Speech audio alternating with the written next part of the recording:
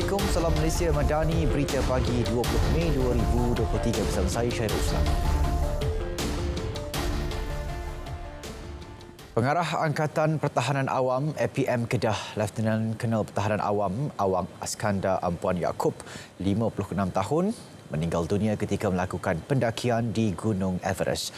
Allahyarham peserta program Malaysia Everest 2023 ME 2023 telah misi menawan puncak gunung tertinggi dunia itu sebelum terjatuh dari ketinggian hampir 8,000 meter dari aras laut. Kematian Allahyarham disahkan Chief Division Misi Pendakian Everest Tan Sri Dr. Salih Muhammad Noor. Selepas kejadian, Allahyarham dibawa ke Kem 4 dengan bantuan Malim Gunung untuk diberikan rawatan lanjut sebelum disahkan meninggal dunia pagi semalam.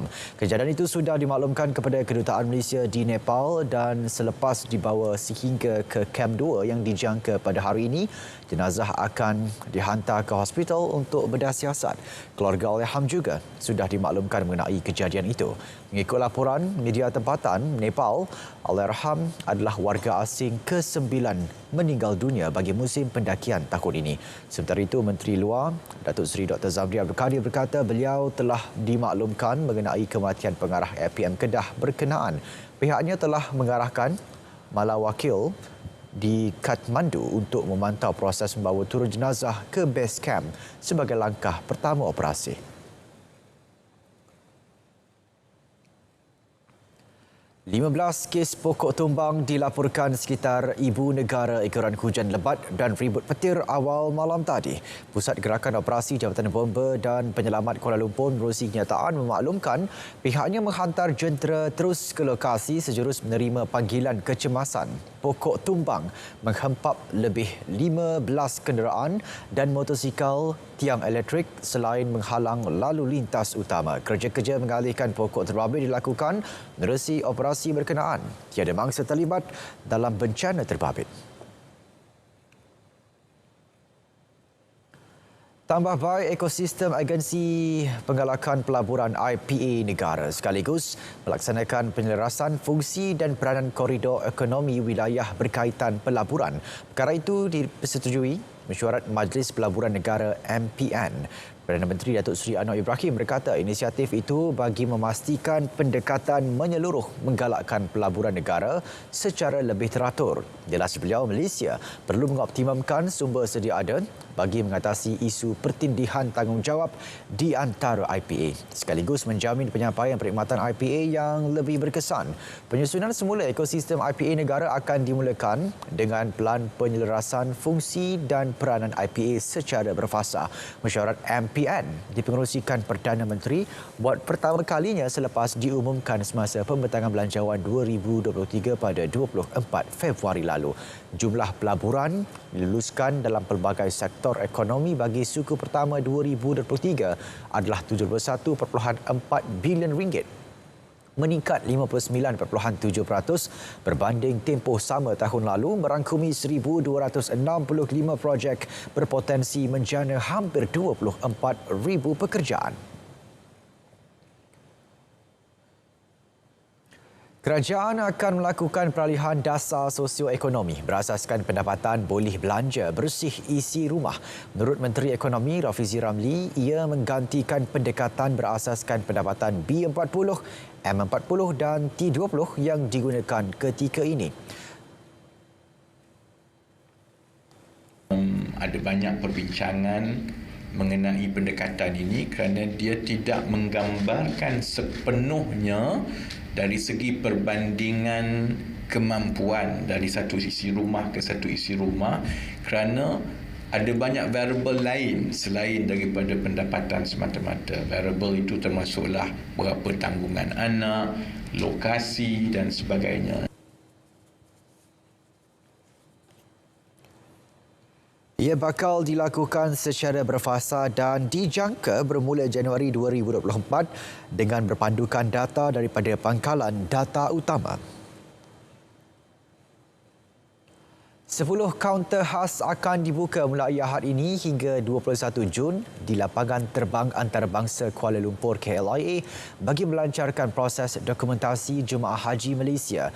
Pembukaan kaunter khas di gate C17 itu adalah sesuatu inisiatif bagi memberi keselesaan kepada jemaah haji tanpa perlu bersesak-sesak dengan penumpang lain. Jelas Ketua Pengarah Jabatan Imigresen Datuk Ruslin Jusoh, 30 anggota imigresen akan ditugaskan secara shift sepanjang tempoh tersebut. Menerusi inisiatif itu, anggota imigresen Arab Saudi yang berada di kaunter KLIA bagi program itu akan memeriksa pasport jemaah haji, dan apabila tiba di lapangan terbang Madinah atau Jeddah, jemaah haji Malaysia tidak perlu lagi menunggu proses imigresen dan kastam di negara itu. Dan pihak Immigration Terminal 1 akan memaklumkan, membuat pelaporan daripada masa ke masa kepada saya untuk memastikan hasrat kita jelas. Kita tak mahu ada hiccup di sini, terutamanya dari segi sistem dan juga queue.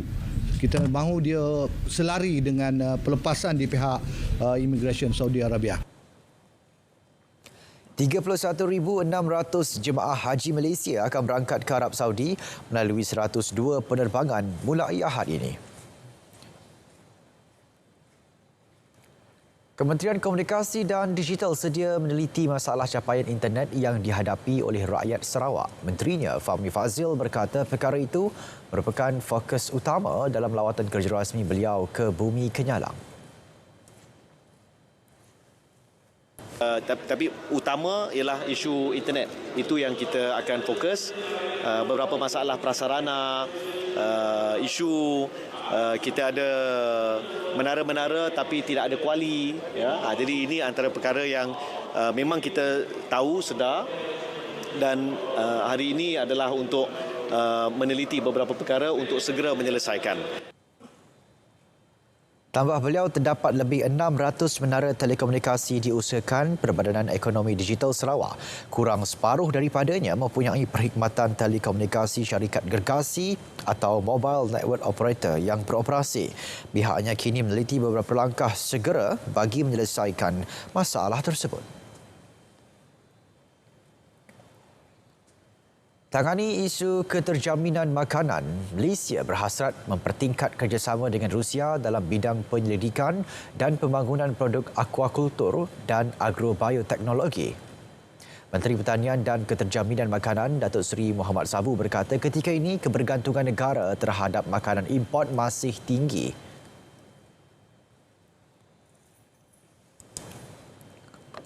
Perjumpaan seterusnya, ya, kita tahu misalnya MOU akan ada tanda tangan beberapa bulan lagi, MOU antara Malaysia dengan Rusia, dan saya juga telah mengundang Menteri Pertanian Rusia untuk datang ke Kuala Lumpur menandatangani MOU, iaitu perjanjian persepahaman antara Malaysia dan Rusia, khasnya dalam bidang pertanian.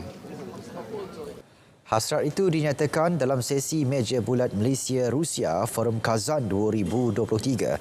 Sesi turut disertai wakil kedua negara, antaranya Menteri Pendidikan Tinggi Datuk Seri Khalid Nordin dan Dmitry Volvak, Timbalan Menteri Pembangunan Ekonomi Rusia. Tahun lalu jumlah import produk pertanian dari Rusia meningkat 13.7% kepada 1.08 bilion ringgit berbanding 95 juta ringgit direkodkan tahun sebelumnya. Manakala ekspor ke negara berkenaan bagi tempoh sama naik 23.2% kepada 53 juta ringgit. Malaysia dan Rusia sepakat mewujudkan perjanjian usaha sama dalam sektor pengajian tinggi. Menteri Pendidikan Tinggi Datuk Seri Muhammad Khalid Nordin berkata ia bagi memudahkan usaha akreditasi program-program yang ditawarkan universiti kedua-dua negara. Kesepakatan itu dicapai pada mesyuarat dua hala bersama Timbalan Menteri Sains dan Pengajian Tinggi Rusia Ayrat Gatiyatov sempena Forum Kazan 2023. Dengan demikian, jika kita dapat jayakan itu melalui MQA dengan agensi kelayakan mereka, maka ia akan memudahkan proses untuk mereka menghantar lebih ramai pelajar dia belajar di Malaysia. Dan memang ini sesuatu yang juga kita tekankan kepada Rusia. kita telah lama hantar banyak pelajar ke Rusia. Kita harap Rusia juga melihat kepada Malaysia untuk dihantar pelajar-pelajar mereka, penyelidikan mereka dan sebagainya. Beliau menyaksikan majlis tanda tangan MOU antara Universiti Teknologi Malaysia dan Institute of Biomedical Chemistry IBMC Rusia, St. Petersburg Electrotechnical University dan St. Petersburg HSE University. Dalam pada itu, ketika berucap, beliau menegaskan OIC perlu mewujudkan lebih banyak peluang untuk kolaborasi saintifik, membina kemudahan untuk menggalakkan inovasi serta meningkatkan dana dalam penyelidikan dan pembangunan. Sementara itu, Datuk Seri Khalid menyatakan kesediaan Malaysia dalam membantu Republik Tatarstan membangunkan keupayaannya dalam sektor pendidikan, terutamanya dalam bidang halal serta sektor perbankan dan kewangan Islam. Kita mempunyai kekuatan dalam soal ini, di mana antara universiti kita yang utama yang menerajui soal halal dan juga perbankan dan sistem perbankan dan kewangan Islam adalah Universiti Sains Islam Malaysia, USIM. Dan pihak Presiden menyambut baik kerana mereka memang mahu membangunkan keupayaan dalam bidang halal dan juga sektor perbankan dan kewangan Islam. Hasrat itu disuarakan Presiden Republik Tatarstan Rustam Minikhanov dalam sesi kunjungan hormat sempena Forum Kazan kali ke-14 bertemakan Rusia dan dunia Islam. Tambah beliau, Republik itu berpotensi menjadi penghubung bagi meneroka peluang dalam sektor pendidikan tinggi di Rusia, terutama membabitkan wilayah Islam.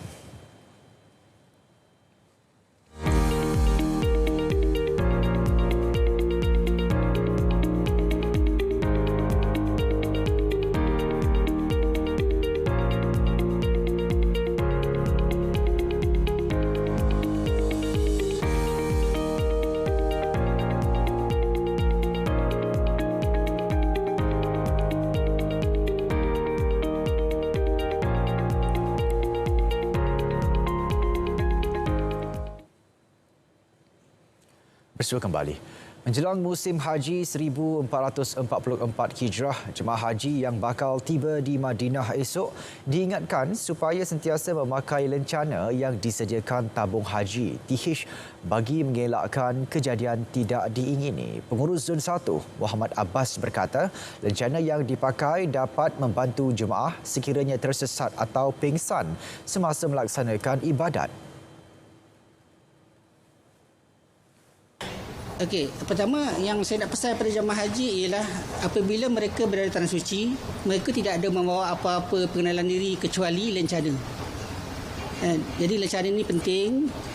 Kita minta jemaah haji jangan tinggalkan lencana yang telah dibekalkan, dipakai sepanjang masa, walaupun orang kata sekadar nak pergi ke bilik air.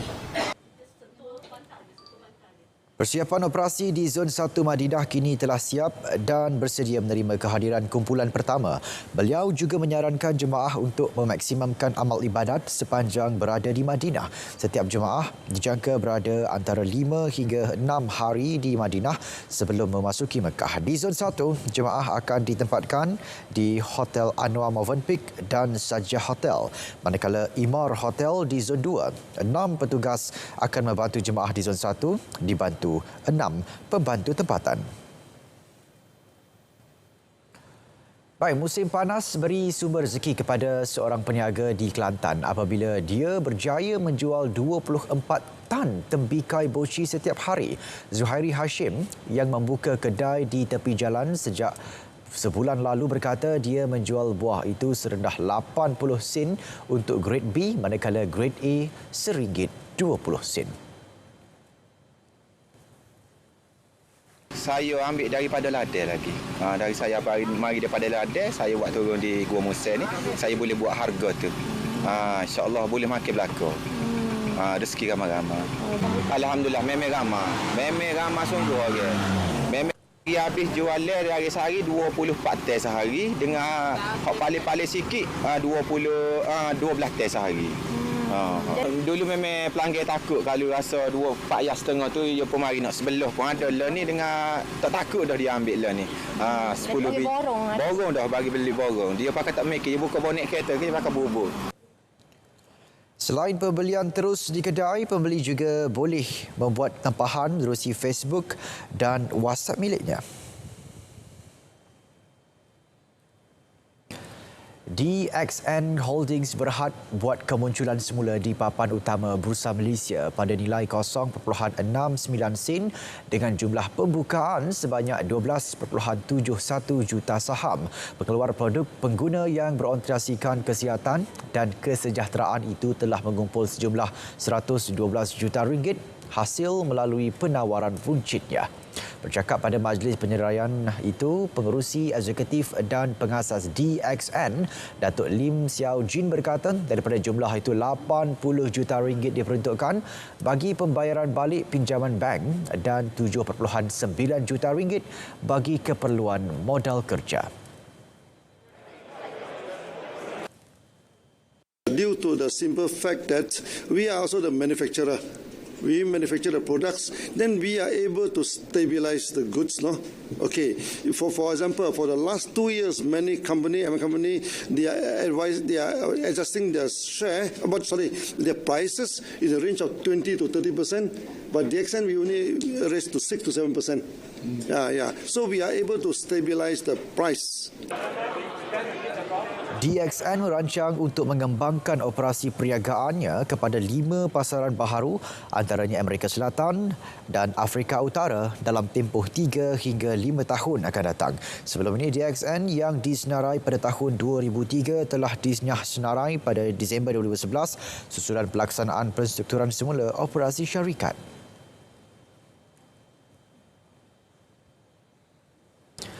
Sejumlah RM240,000 diperuntukkan Agrobank menerusi program Rakan Tani Muda yang menyasarkan golongan pelajar. 80 buah sekolah terlibat menerima dana RM3,000 setiap satu untuk menjayakan program pendidikan berasaskan pertanian. Ketua Pegawai Eksekutif Agrobank, Datuk Tengku Ahmad Badlishah Raja Hussein berkata inisiatif tersebut berperanan membina keupayaan generasi muda berdepan cabaran industri agro dan keterjaminan makanan. Ia juga sejajar dasar sekuriti makanan negara 2021-2025. Kesedaran kepada pelajar-pelajar daripada sekolah rendah lagi untuk bergiat dengan pertanian, menyedari tentang kepentingan food security dan sebagainya. Dan kita akan lancar ni di seluruh Malaysia.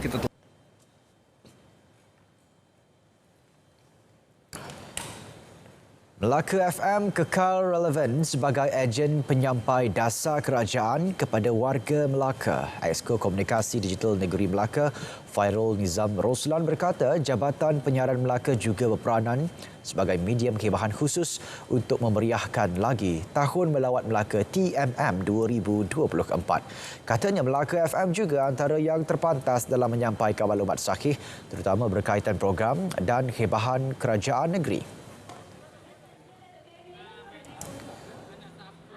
Ya, memang amat penting sekarang ya. Berita-berita yang kita sampaikan kepada rakyat mestilah tepat dan sahih berserta fakta. Jadi sudah semestinya Kerajaan Negeri Melaka mengharapkan kerjasama yang begitu baik, terutamanya di Melaka FM lah dan juga RTM untuk menyampaikan berita secara terus kepada rakyat dan beritanya adalah benar. Dan sempurna Tahun Melawat Melaka ya, pada tahun 2024 sudah semestinya teman Melaka FM dan RTM sendiri menjadi satu media penyampai untuk menghebahkan segala program-program yang dianjurkan oleh Kerajaan Negeri. Lebih 20 orang penerima dana wakaf di bawah program iTekad CIMB Islamic Rider Entrepreneur 2.0 yang terdiri daripada individu yang terjejas pendapatan diraih Yayasan Wakaf Malaysia. Abdul Halim Mat Yusof Timbalan, Ketua Pegawai Eksekutif Yayasan Wakaf Malaysia berkata, menerima program yang diraih membabitkan penerima wakaf bertempuh dari golongan belia keluarga B40 sekitar Lembah Kelang. Ini sebenarnya satu engagement yang kita untuk pastikan mereka sentiasa rasa ada pihak-pihak yang membantu mereka. Sebenarnya selepas pada program ini kita tidak tinggalkan mereka. Jadi bersama-sama ini kita raikan mereka, kita ajak mereka untuk bersama-sama kita bagi motivasi supaya mereka dapat, macam saya sebutkan tadi, mereka dapat meneruskan program ini sehingga akhir. Program iTekad CIMB Islamic Rider Entrepreneur 2.0 membantu golongan B40 dan asnaf yang terjejas semasa pandemik COVID-19 dalam mencari pendapatan untuk kelangsungan hidup mereka. Bukan itu sahaja, sebanyak 32 buah motosikal wakaf telah diserahkan kepada peserta yang berjaya dalam sesi tapisan dan pemilihan pada Disember lalu. Berubah untuk keluarga saya tu jadi mudah dan jadi senang untuk anak-anak saya. Anak-anak saya happy lah, tak sebelum ni lah. Nak dapatkan apa susah sangat sebab saya tak ada nak kerja kenderaan tak ada. Terus sekarang ni saya bekerja untuk anak-anak. Terima kasih juga untuk wakaf yang wakaf untuk motosikal yang saya dapat sekarang.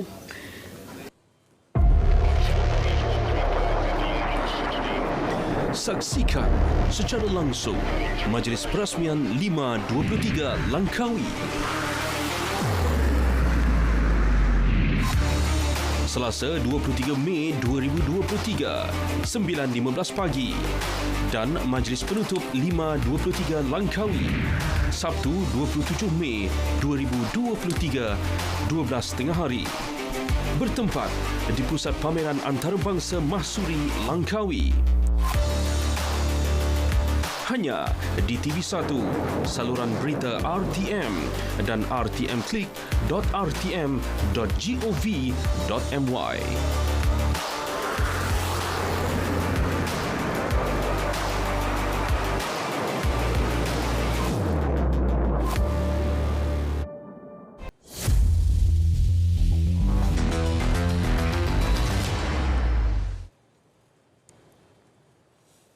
Beralih ke perkembangan sukan. Korea Selatan akan menjadi cabaran utama buat skuad rugby kebangsaan 15 sebelah pada Kejohanan Rugby Asia ARC 2023 pada Jun ini. Menurut jurulatih skuad kebangsaan, Muhammad Farid Shazwan Abu Bakar, Malaysia perlu memanfaatkan kelebihan dimiliki menentang pasukan berkenaan. Kalau kita tengok, perlawanan itu dijadualkan pada pukul 2 petang. Dan keadaan semasa di Malaysia adalah panas. Jadi kami rasa kami akan cuba untuk mengambil kesempatan di atas keadaan semasa itu cuaca kita. Dengan as a coaches kami membuat adaptasi kepada pemain untuk berlatih di bawah cuaca panas. Saingan tersebut dijadual berlangsung di Universiti Islam Antarabangsa UIA Selangor pada 3 Jun. Kejohanan Kayuhan Berbasikal Lebuh Raya RHB Lekas Highway Ride 2023 menyasarkan seramai 6,000 peserta untuk edisi kali ini. Ia merupakan jumlah penyertaan paling ramai sejak ia dianjurkan pada tahun 2012. Pengarah urusan dan Ketua Pegawai Eksekutif Kumpulan RHB Banking Group, Muhammad Rashid Muhammad berkata perlumbaan ini mampu menyuntik amalan gaya hidup sihat kepada setiap peserta dan memberi mereka pengalaman berkayuh di Lebuh Raya tanpa gangguan trafik.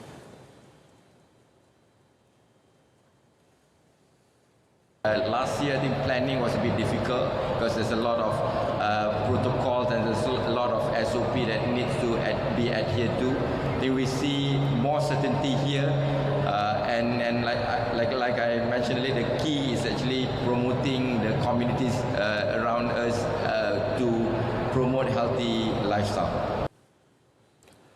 Sebanyak 4 kategori ditawarkan pada edisi kali ini, iaitu 120 km, 78 km, 17 km dan 12 km. Satu kategori baru turut diperkenal iaitu melibatkan veteran wanita berumur 40 tahun ke bawah dengan jarak sejauh 78 km. Kategori kanak-kanak berusia antara 10 hingga 12 tahun turut dipertandingkan dengan jarak 12 km. Juara bertahan Rafael Nadal sah tidak akan beraksi pada kejohanan Grand Slam terbuka Perancis yang akan bermula dari 28 Mei hingga 11 Jun ini. Pemenang 14 kali Roland Garros itu turut memberi bayangan 2024 akan menjadi tahun terakhir dia bergelar pemain. Nadal mendominasi kejohanan gelanggang tanah liat selama bertahun-tahun sehingga digelar Raja Gelanggang Tanah Liat. Menurutnya dalam sidang media, dia perlukan lebih masa untuk pulih daripada masalah kecederaan dan kembali bermain dalam keadaan terbaik. Nadal bergelut dengan kecederaan pinggul sejak Januari dan menyertai sebarang kejohanan sejak itu. Dalam masa sama, pemain yang kini menghuni ranking ke-14 dunia itu mensasarkan untuk menjadikan tahun 2024 sebagai tahun yang cemerlang sebelum menutup perjalanan kariernya.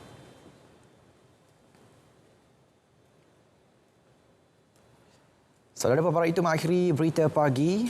Menyusul selepas ini Berita Pagi Sabah dan Berita Pagi Sarawak untuk perkembangan berita setempat. Saya Syarul Islam. Assalamualaikum. Salam Malaysia Madani.